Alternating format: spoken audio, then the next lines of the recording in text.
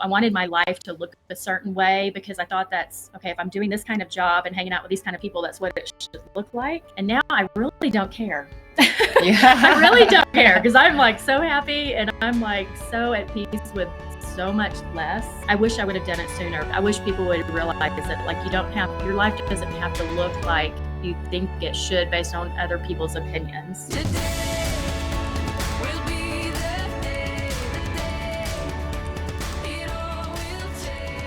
Welcome to the Andrea Engstrom Show for bold women in business. We are passionate about helping you break through to your next level of abundance, success, and freedom so that you can create the life you desire and inspire others to do the same. I'm your host, Andrea Engstrom, and today I'm here with Angie Smith. She's joining me in Salida, Colorado this week, and I'm so excited to have you with me, Angie. I'm so happy to be here. Thank you. Yeah, absolutely. Well, today we're going to talk about living a life that you love, living where you want to live, traveling where you want to travel, and doing things that feel outside of your comfort zone. When I talk about adventure and creating the life of your dreams, one of the people that comes to mind is Angie Smith. Thank you. The reason is because Angie has built a life that she loves, living where she wants to live in a place that she's dreamed of. And so, Angie, tell us where you live and what your life looks like today. Okay, so currently I have a place in Tuscany, Italy. And so I'm in the process of living there full time. So hopefully this week I'll find out if I get my visa. But I'm kind of hopping back and forth between Tuscany, Italy, outside of Florence, and Fort Worth, Texas. So, but yeah, it's been a journey for sure. And yeah. So some of you are aware of Angie because Angie helped me plan the retreat for my mastermind group last year in Tuscany. And I have to say, like, the best part of our trip was when we got to go to your house. Yeah. It was one of the most, I would say, life-changing experiences from travel. And that's weird to say because it was literally just going to your house. Yeah. But I think the thing that's so special about what you're doing is that you and you conduct retreats, but you show people what is possible for your life. And so usually when we're traveling, like we're doing touristy things. And we did some of that on that same vacation. We went to Rome and Venice is really cool and it's romantic. But honestly, like the small village, what do you call it? It's not a village, it's a hamlet. It's a hamlet. A hamlet. I live in a hamlet. Yes. But being able to see like how people actually live and creating a life that is different than the hustle and bustle and so different. I mean, talk about the contrast of where you lived before and then where you live, where your home is now. Yeah. So for those of you guys that are familiar with the DFW area, it is, there's a lot of traffic. There's no greenery. I love the mountains, which is one reason I love where I'm living now in Italy. But I got to a place in the Dallas-Fort Worth area where I was so just burned out by the traffic and the stress, and the lack of community was a big thing for me because I grew up in Texas. I've been in Texas most of my life, but I never built this community with my neighbors. And most of them, I didn't even know their names, which is crazy. Yeah. Versus where I'm at now, there's my neighbors are wonderful. You got to meet some of my neighbors, which was great. But life is just much lower. It's much more peaceful now. And my neighbors like know me by name. They call, they see me out walking. They say, "Ciao, Angela." So like, I didn't even have that in Fort Worth. And I wouldn't say that it, doesn't happen everywhere. But the community that I have where I'm at now, the slower pace of life and the peace that I have is, I mean, I couldn't even put a dollar amount on it. It has changed my life for sure. Yeah. Well, and you look different. I mean, like I love that's one of the things that I love is your before and after pictures of like when you were in the hustle and bustle life of Dallas before, and then moving to Italy, and when you get back into that flow, and I mean, it's like your face, it's all over your face. Just, I mean, your face slims down, and I've been through that transformation too. But like your face slims down, your the light in your eyes is different. Yeah, it's different, and it's like the natural movement too, when you're in a community and I'm so excited because Angie is with me right now in Salida, Colorado. We hosted, my mastermind retreat was here this last week, and we had an amazing time, and I invited Angie to stay an extra week with me because we are also planning next year's retreat to be in Tuscany again. But when I got to know Angie at the retreat last year, I was like, girl, we need to be like friends, not just people who like do business things together, but like, let's be girlfriends, and let's do some life together too. And so, and she said, come out and stay with me anytime in Italy. And I'm like, well, you're coming to Colorado, come stay with me. I want you to experience my community. And I think, you being here, like, you're understanding why Tuscany feels so like home to me. Yes. Too. 100%. So talk about your experience in Salida and what you think about my little community too. Okay. It's like a mini version of where I live. Like, it's like a copy paste, which has been like, I'm wanting to buy a place here, y'all. So I'm just like, okay, this is like my retreat place. But it's very similar. Like, I love the mountains, the slowness of life, and the community here. So I went out walking yesterday. I walked from Andrea's house into town, and like, the neighbors were sitting out on the porch, and they're just like, hey, and everybody is friendly and welcoming. And again, I know there's probably some of you guys out there that is your community where you're at, but it's so refreshing for me to see that here. I mean, it really is like a copy and paste of where I'm from. And so I just love the slowness. I mean, I did the whole grind, the hustling and all of that for years. And I'm so seeking now at this point in my life, like peace and community. And so that's definitely here in Salida, which has been really cool to see. Yeah. Yeah. And there's definitely like a great sense of community here. Angie and I went to coffee this morning, and I think I said hi to 5 people in the coffee shop. But it was really cool. I got to take her some local friends. Shout out to Kristen. She's part of our group here as well. But we had dinner at some friend's house who have a beautiful home here, and we took over dinner and cooked for them, and met some new people, and sat around the table and talked for 3 hours like Italians, like we did when we went to Italy. And that was, I think, for us, that time in Italy, that also like reminded us, like, we want more of that in our life, and how do we create that? And I told you last night, I was like, one of the ways that we get people to invite us for dinner, because we love to have people over, but we also love to, we love to experience other people's homes too. And so we always, one of the things we do is we offer to cook people dinner and take it to their home. And they're like, what? Yes, let's do that. Because I think that anymore, and I don't know if it's just since COVID, but it feels like there's less of a like, let's get together, let's spend time within each other's homes. We all kind of retreated into our own spaces, and a lot of community stopped during that time. For sure. And I know for us, we just have this craving for community and for like small, like, and I think it's part of it is just like a desire to be known. Like, I want to be known and to know other people and be in community with people. And that's part of what I love about creating communities online. But when you can get together in person, there is something magical. There's something magical about sharing food around a table and sitting and sharing meaningful conversation, and it's really beautiful. So I love that last night. It was so, like, I felt like I knew all of them my whole life. It was just so great. And that's, again, it was like a copy and paste of Italy. That's the way my life is now over there. It's just going to people that I don't, going to their homes. I just met them, or I didn't know them before. A friend of a friend brought me there, and like, you end up just hanging out with them. It's like, I feel like I've known them my whole life. It's really great. Yeah. Well, and I think, the people that were sitting around that table, we haven't known them that long. Like, it's just been in the last couple of years that we've started to get to know them, and to be able to exchange stories about how we met. And I think part of it was just like sharing stories and recognition about how God was at work in each of those meetings, and who we ended up being in each other's lives.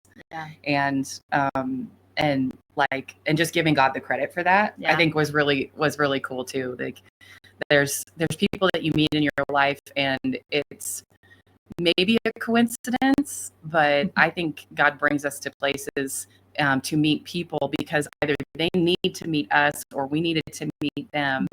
And there's divine appointments, and to be able to recognize those things and give credit, and just rejoice together and say, like, man, isn't that amazing how life is being orchestrated for us. Now, Angie, I think one of the things that holds people back from making a big move or from taking a trip or doing the things is like, we think it has to look a certain way, or we've painted this picture of what life is supposed to look like. Like we have to have certain things and cars and so talk about like your journey of letting go of some of that like need for stuff and for things to look a certain way. Ooh, that's been a journey I'm still on. But so I came, a lot of you guys know my story, but I was in a very, very successful career in tech software sales, making really good money, like crazy money. Like, how did I end up here? And I just started accumulating stuff without even realizing it. I wanted to have a nice house and have the house that everybody wanted to come to for events and dinners and things like that. And it had to look a certain way. I wanted to drive the BMW, had the BMW. Like, I was always frugal. I was always a saver just because of how I grew up. But I got caught up in this whole materialistic thing that I always said I wasn't materialistic, but I accumulated a lot of stuff. And so through this whole process, I just got to the point, again, just seeking peace. And, when I sold my house, I sold my BMW, sold a lot of my possessions, and I did not realize how much peace that was going to give me. I'm going to try not to cry. But it was life-changing for me. And you have to get to a point, or at least I did, where I didn't care what people thought. Like, I really didn't. I realized I had been trying to keep up with the Joneses, like they say, without realizing it, like I said at the time. But looking back, I wanted my life to look a certain way because I thought that's okay. If I'm doing this kind of job and hanging out with these kind of people, that's what it should look like. And now I really don't care. I really don't care because I'm like so happy and I'm like so at peace with so much less that I wish I would have done it sooner. But I know timing is everything. God's timing is always perfect. But I wish people would realize that, like, your life doesn't have to look like you think it should based on other people's opinions. Right. I don't know if that sounds right, but yeah. So yeah. And tell us what kind of car you drive today, Angie. Oh gosh. It's a bean. It's like a little bitty tiny car that honestly the value of it, y'all, is probably 5,000 euros. Yeah. $5,000 in the US. So it is a little bitty car. Picante is the name of it. So Google that. And I don't care. I really don't care. It gets me from point A to point B. I take the train system most of the time, but it is so freeing. And that's in Italy. Yeah. You don't even have a car here. I don't even have a car. I borrow my sister's 4Runner when I'm here in Texas or, back in visiting family. So we have a sign out sheet. Like, okay, Lisa, are you going to need the car today? Because I need to run to go here, like I'm 16, but I really don't care.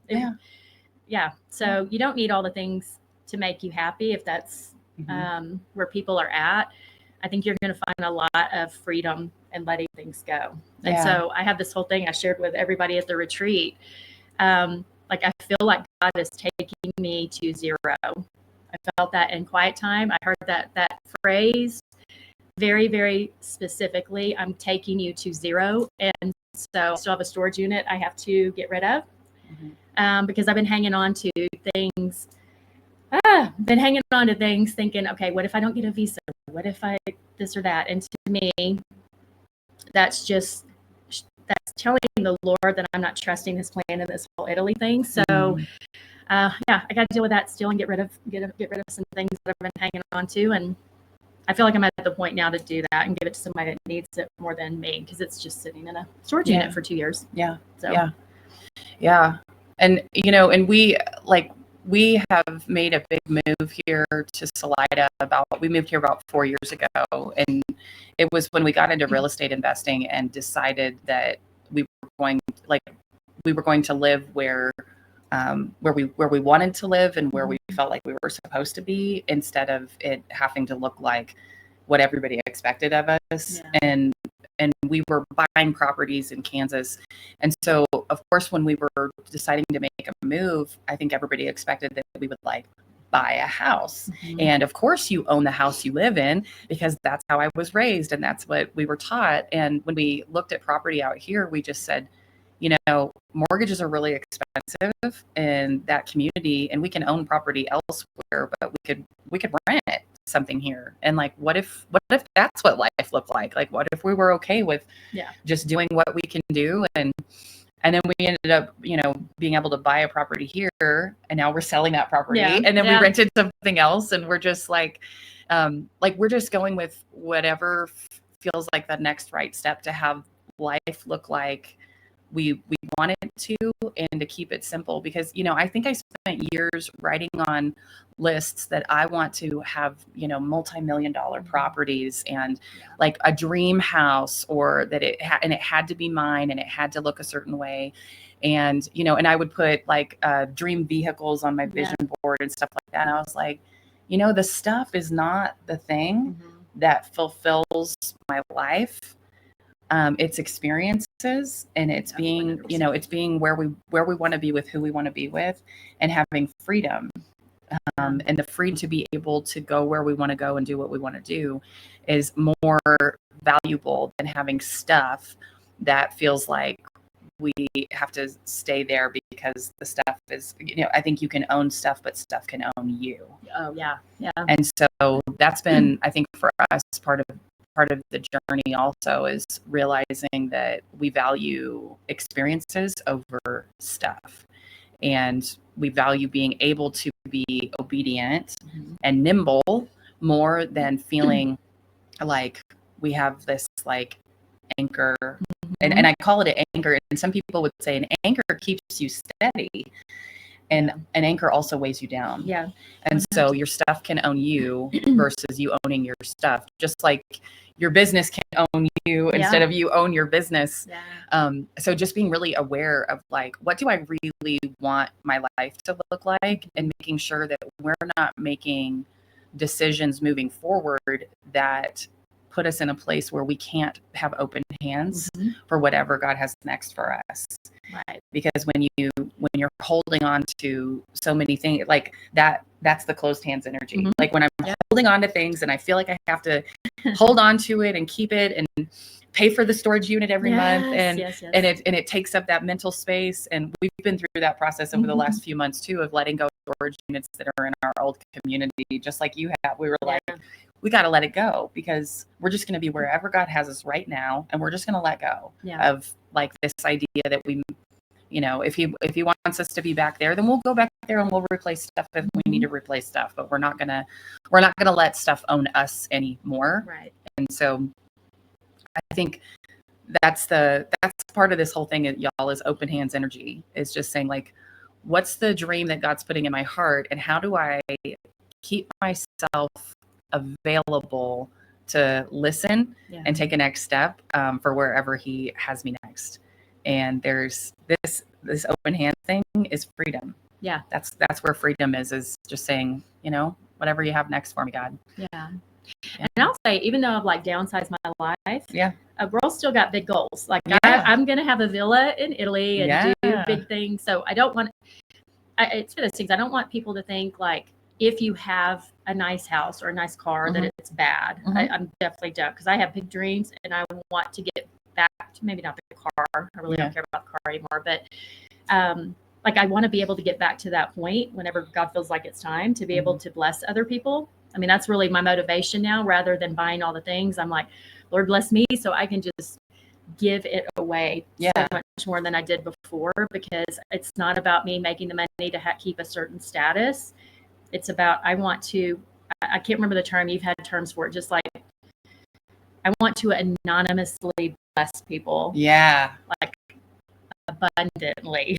Yeah. And so that's kind of, it's the difference in the driver now than what it was before. Yeah. No, I love that. I love that. And I think that's one of the things too, that when you simplify your life and then are open to whatever is next, that when God starts to bless you, that the finances aren't already spoken for the way that they used to be. Yeah. You know, and I think I talked to so many women over the years that are like, they have what they call golden handcuffs, where they're making a lot of money, but they're spending a lot of money. And so it's like, well, I have this $6,000 mortgage and $1,000 car payment and expenses and, you know, and all these things that I'm responsible for. And I'm like, wait a second. Let's my dad calls it like emptying out the apple cart. Yeah. I'm like, what if you sold your house? What if you didn't have that car payment? Yeah. Like, what if you just did what you actually want to do? Yeah. What would that look like? Like, you get to choose what you want your life to look like. And if there's a dream that's on your heart, I think sometimes we limit ourselves, or we're inside this box of expectations of other people. Of like, well, it has to look a certain way and I have to maintain a certain thing in order for it to be right.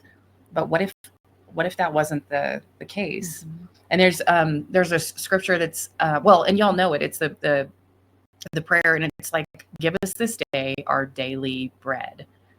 And that's part of the prayer that Jesus teaches us, like, give us this day our daily bread. And if we've set up our life in such a way that it's like we don't get to just rely on today, like we have to have a plan for everything in the future.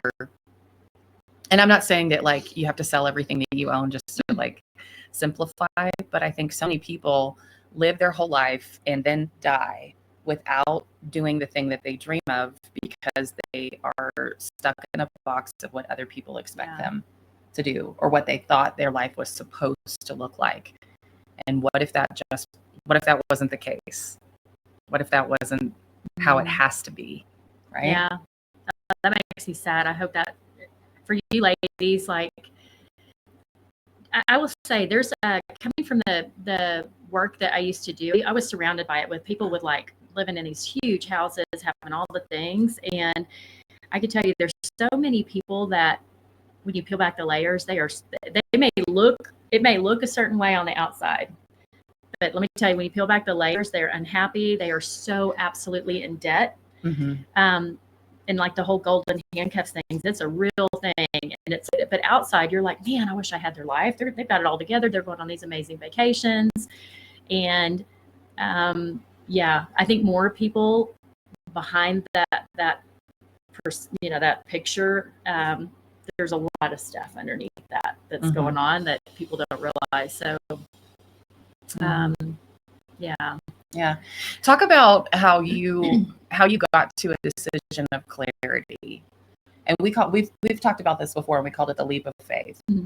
Like, how did you get to that decision where, because you had this like dream or idea that you wanted to move to Italy someday or buy a house there someday, but like, how did you get to a point where you decided to quit your job and do the thing? Basically in a nutshell, because it's a long story, but basically I did a 21 days of prayer and fasting in January of 2023. And I had these feelings like God was saying, like, you need to quit your job. And I'm like, okay, well, I'll quit my job because by the way, every job I've had from the time I started working when I was 16 years old, I have never actively applied for a job. I always got recruited. My entire career, I never actively had to ever apply for a job.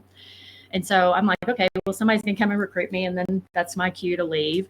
But I did this 21 days of prayer, and very clearly one morning was like, it's time to quit your job. And I'm like, cool, what's plan B? Like, what's that going to be? And so I kept going through this 21 days of prayer. I sat on that because I never got clarity on what the next step was going to be, like what I should be doing. And so it's probably not the right thing to do, but I'm like, okay, Lord, I'm going to set a date of March. I think 21st was the date. And if this and this and this at my job hasn't changed, I know it's the cue to leave. And so none of those things change come March 21st. And so I put in my notice with no plan B. And it was literally just being obedient. That's literally all it came down to. I was terrified to do it. I was making incredible money. And I did not have a plan B. And I was just like, I'd heard it enough to know, like, it's time to do this. And so I put in my notice. They begged me to stay. I stayed another month. So I ended up leaving my job on April 25th of 2023. Yeah. I went on a road trip. Trying to figure out. It still did not know what I was supposed to be doing because I had thought about doing real estate full time. I was like, okay, I'm going to flip houses. I'm going to start an LLC. I'm going to do short-term rentals. And God had other plans. So here I am doing retreats now in Italy. Who knew? Yeah. So, yeah. And then the things that lined up, like, I want you to dig in, like the things that lined up for you to buy the house that you bought and how that was so clearly all the coincidences that came about. So I went on this road trip. Like I said, I quit my job, decided to take a 3-week road trip, went to West Texas, New Mexico, Colorado, Utah. And I'm like, okay, I'm going to figure out what I want to do on this road trip. And that didn't happen, but it was a great time. But I came back from that trip and I had an email that was from a newsletter that I followed. And it was wild. I remember opening up my email and this was a newsletter that I've been getting for years and I hardly ever opened. It's like one of those you just get like every week or month or whatever it is. And so the title on the subject line was, "Have you ever dreamed of living in Tuscany?" I'm like, yes, every day. So I opened the email and saw the house that I have today. And reached out about, which I had done a million times before, like a lot. I had reached out about properties that I liked, either they weren't on the market or the agent never responded, whatever, just never came to fruition. So I reached out that night to the agent that was on there, went to bed, didn't think anything of it. And then I woke up the next day and I had an email from him going, "Hey, I'm going to be at the property. Would you be able to come and see it?" And I'm like, well, I'm in Texas, so that's not going to happen. And so I called my daughter who lives in London, and she flew down there to go look at the house and FaceTime me from the property. And I ended up making an offer on the house because of several things that I'll talk through that happened. But I made an offer on the house without actually seeing it. So, but there were a few things that had transpired. So you have to keep me on track because there's so many different little God winks that happened with the house. But during this time when I was trying to figure out what I wanted to do, I kept waking up at 3:33. If you guys follow me on Facebook, I would always like, what does this mean? And if you don't know, I got to really digging into Jeremiah 33:3. Look it up. That was my guiding light, still is my guiding light today. I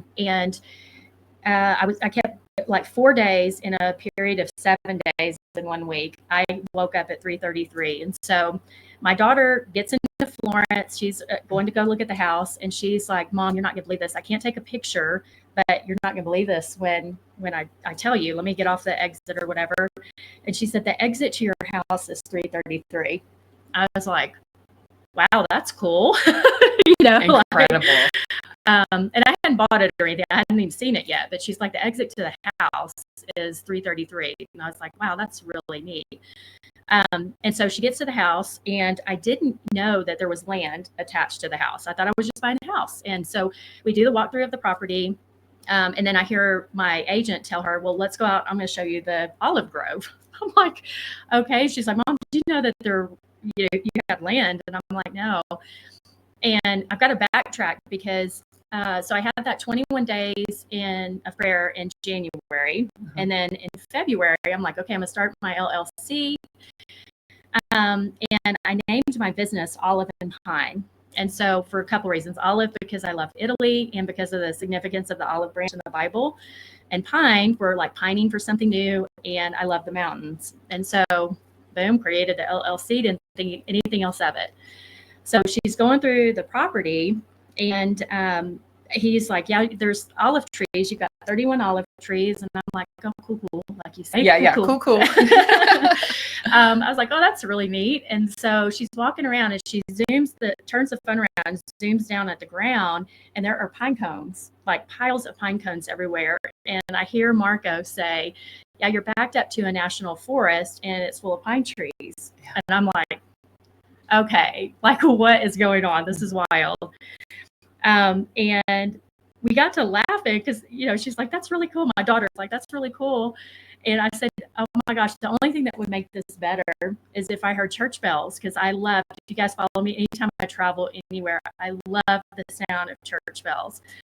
And literally within seconds of saying that, I hear on her phone the church bells going off. There's a church at the base of the little hamlet we're of, and I hear church bells going off. Every time I tell the story, I get goosebumps. And I'm like, I'm putting an offer on this house. Yeah. Like it was crazy. And there's been 50 other things that have happened that I knew I was supposed to, that house found me. Like that's how I describe it to everybody. And so made the offer on the house, and I'm like, okay, now what? I have no job. I made an offer on a house in Italy. How am I going to pay for it? And so the next thing was I felt God told me to sell my house in Fort Worth that I loved. I didn't love living in Texas, to be honest. My family's there. I love them, but Texas was just not my place. And so I sold my house, and it sold to the very first couple that looked at my house. They ended up getting married in my backyard. And so it was the couple that I prayed for to buy my house. Like, and it was just, I made enough on my house, selling my house in Fort Worth to pay cash for my house in Italy.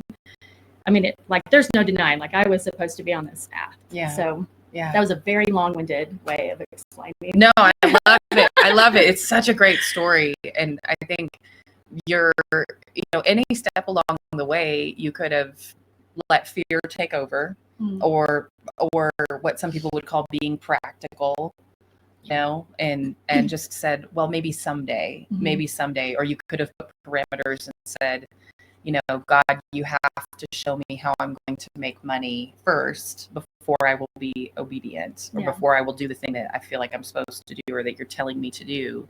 And so I think sometimes we think that God has to operate a certain way for it to really be in his will.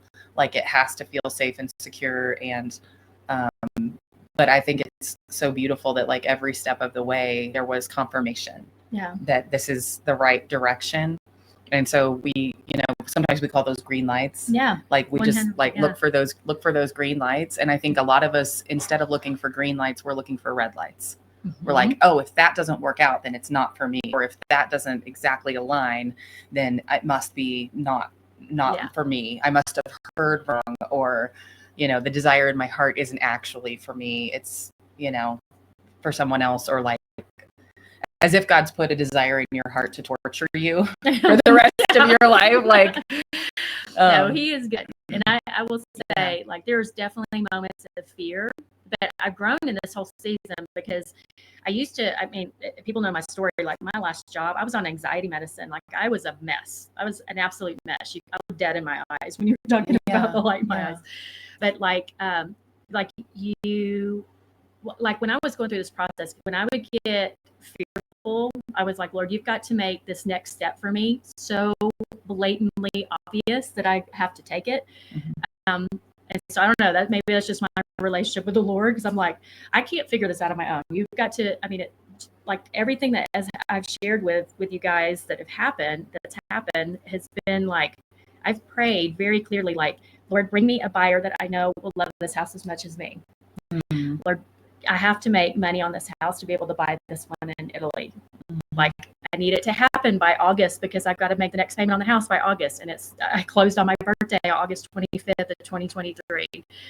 Like, it was so obvious. But that's what I prayed for. I'm like, I need clarity in doing the next thing. And so, like, if anybody's going through trying to figure out what that's going to look like, he's going to show you. Like, I know people say that. I'm telling you, I'm living it right now.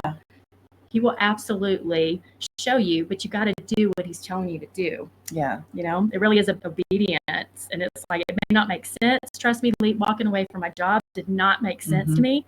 It did not make sense. I'm like, I'm buying a house without a visa in Italy. Yeah. It didn't make sense. How am I going to drive, get around? I don't have a car. Like, nothing on paper from the outside made sense, but I had absolute peace about it. It's wild. That's wild. It is. You know, and you talk about putting a date to something. And I remember like being in a place in my life where, you know, I was coaching in somebody else's organization and just, you know, feeling like I was supposed to be doing something different, something more. And I got to a place where I was like, you know, this is not all there is. And if I know that God is calling me to something more, the longer that I stayed not doing it, the more miserable I became. And then finally, you know, I heard somebody talking about it on a podcast who said, bet on yourself and do the thing. And I knew that I wanted to launch my own coaching program. And I've shared this story so many times, but I knew I wanted to launch my own coaching program, but I was making really good money, working with amazing people, doing amazing things, meeting amazing people. And I was miserable. So I stopped and I wrote down, what would the bravest version of me do? And I said, I'm going to put a date on the calendar. And I'd made a decision. And I just said that's the date. I'm going to launch my business. I'm going to host a workshop. And then I went back and told them what I was doing. And they were like, well, if you're doing that, you can't also do this. You're done. And I'm like, then I'm done. And here I go. And I walked away from, like, you know, we were like, that was our income in our household. And I've got kids and I've got responsibilities.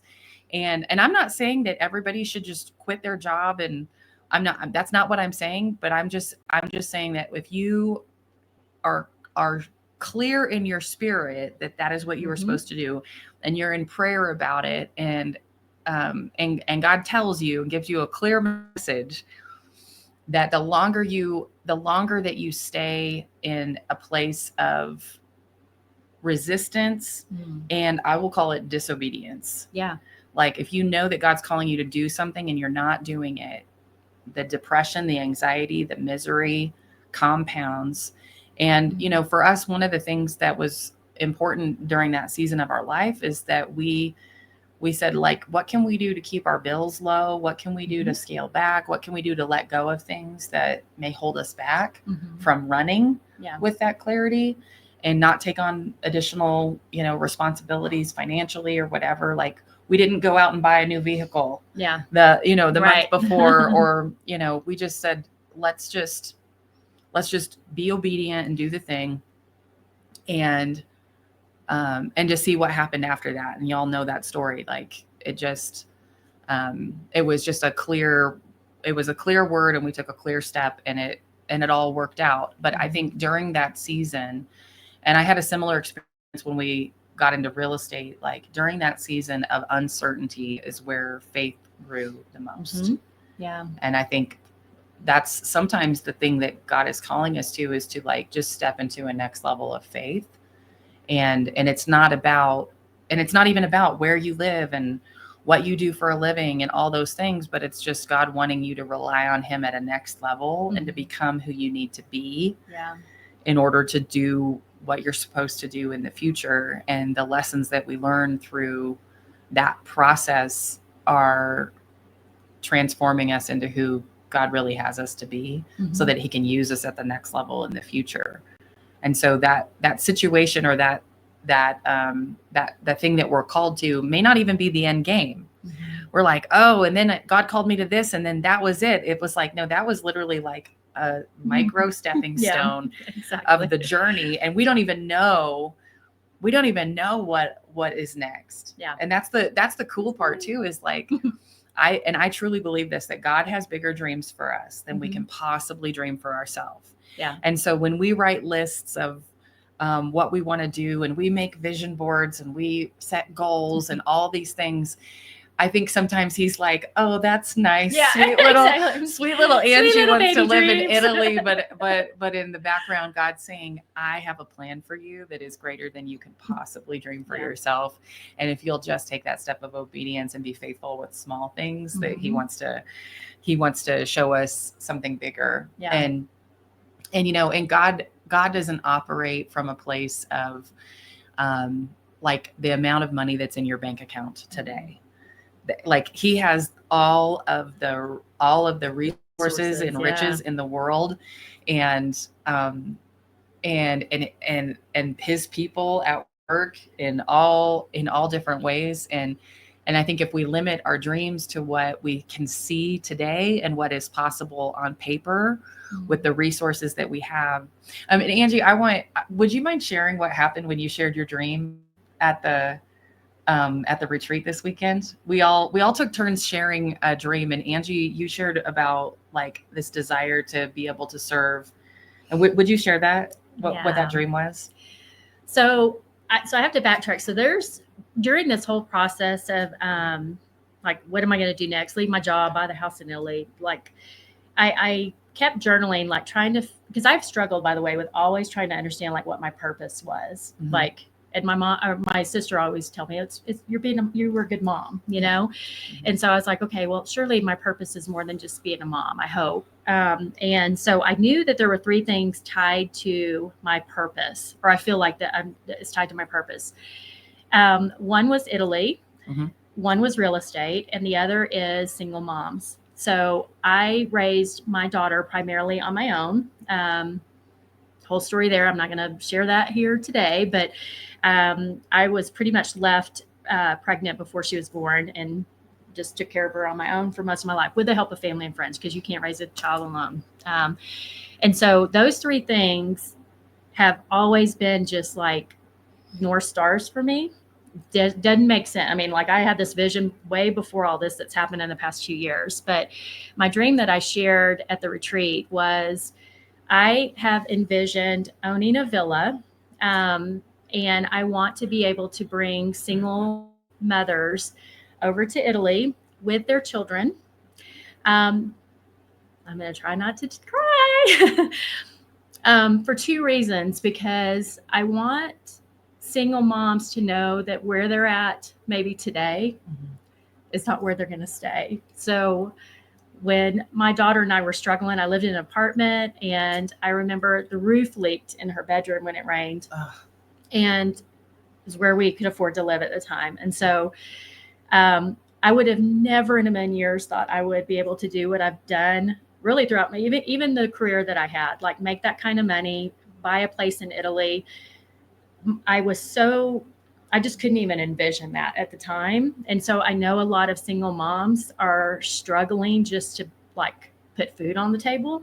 And going to Italy is that may sound crazy, but I want to bring them over there and have a trip paid for them and their kids. And I want their kids involved in it, because that was another piece of my story, is like international travel for kids opens up so much for them. And I grew up in low rental housing when I was a kid. And again, it's like, you can't even envision what is possible for your life. Right. And so I guess long story short, my goal is to own a villa with a swimming pool. I want to get sponsors to help pay for single moms to come over with their children. And I'm talking, I want to roll out the red carpet. Like I want to fly them first class. I want their kids to have somebody there to entertain the kids and let the moms relax and be around other single moms. And I personally want to tell them there is more for their life.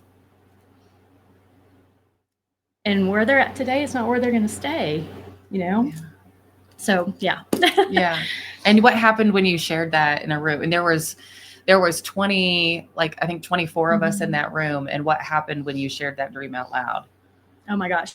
I had, I think 5 sponsors willing to fund the dream, to sponsor a mom and her kids to come over there. Yeah. People's hands started raising. They're like, how, and one of them asked, how much would it cost to get one family there and do the things you talking about doing? And you said $10,000. And there were 5 women in the room that said, I will give you $10,000 towards that dream. So I got to get busy. You got to get busy. We got to get busy. And that's the thing is like when you have a dream and when you are able to get clear and articulate that to other people, like other people want to come alongside you to help make that happen, or to be able to elevate that dream and say, yes, and what if we could do this, and what if we could help you in this way, and what else do you need? Mm-hmm. And so I'm excited to see what's next for you and what's next in the future for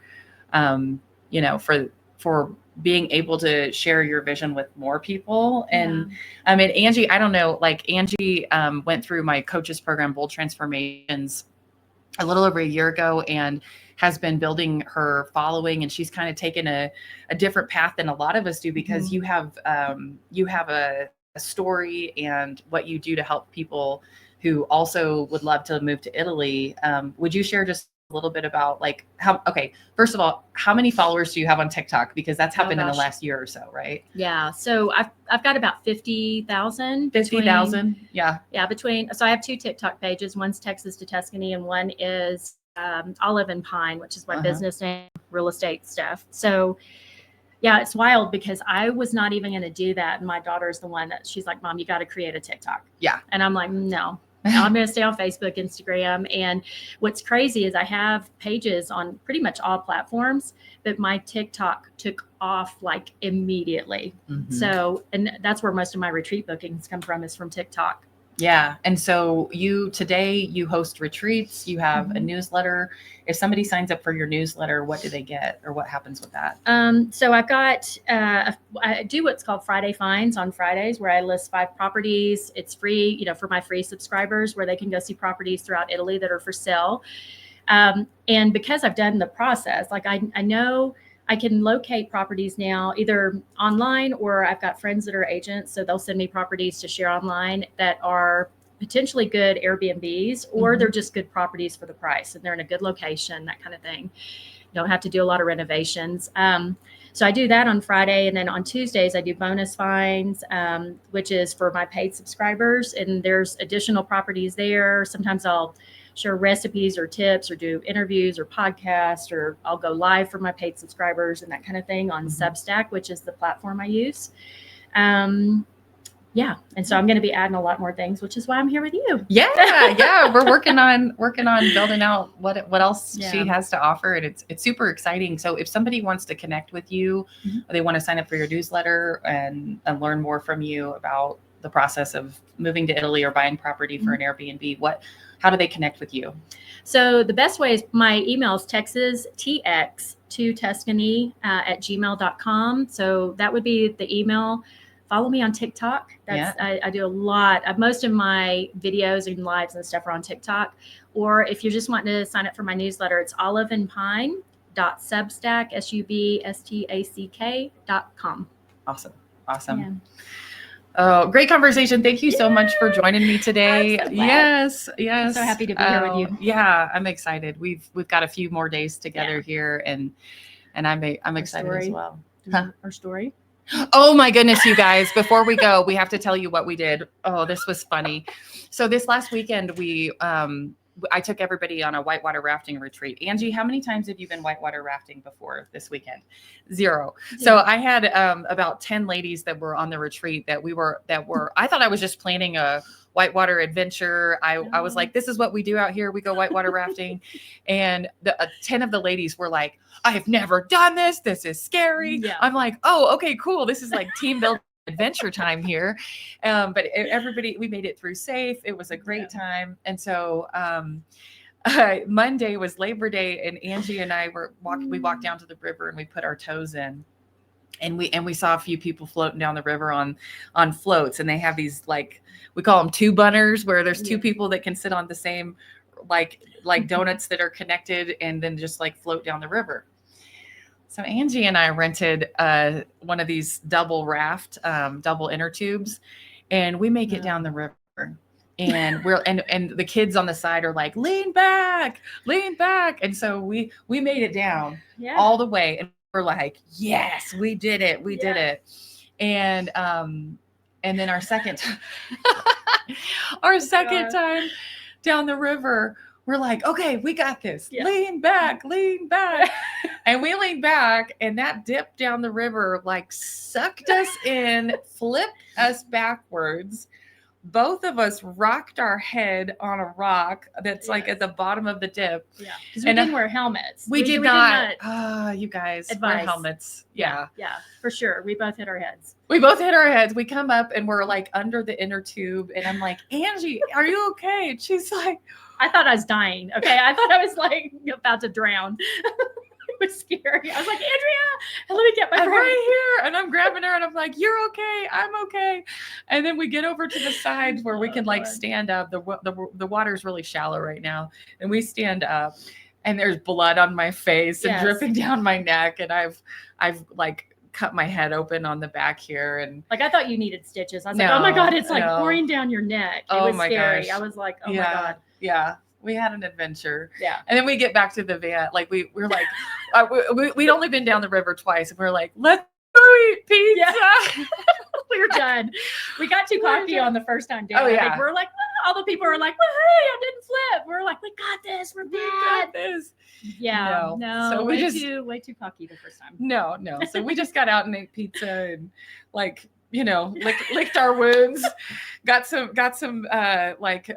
what is that called? Liquid bandage. Yeah. I didn't need stitches. We were fine, but we got some Tylenol and spent the rest of the day like in our sweats, just going, oh, we're so our boo-boos. And but we didn't cry. We kept saying we did not cry. I think we cried laughing afterwards at the car. We were like, oh my goodness. It's not funny, but it is funny. It's funny. It's funny. Be careful with the overconfidence, ladies. That's all we're saying. Yeah, so, wear a helmet. Yeah. Wear a helmet if you're having adventures, but do the thing. Do the thing. Don't let fear hold you back from doing something that you're afraid of. And God's got you. We're fine, but wear a helmet. All right. Well, Angie, I appreciate the conversation so much today. Thank you for joining me live. I appreciate it. All right, sisters. Well, if you would like to be a part of an upcoming workshop, I've got some good ones coming up. You can grab a spot on AndreaEngstrom.com and tell us about your latest adventures in Bold Women in Business Sisterhood, where we're all a community of support for other women who are doing bold things in their life and in business. All right. Have a great rest of your week. We'll talk to you soon. Bye.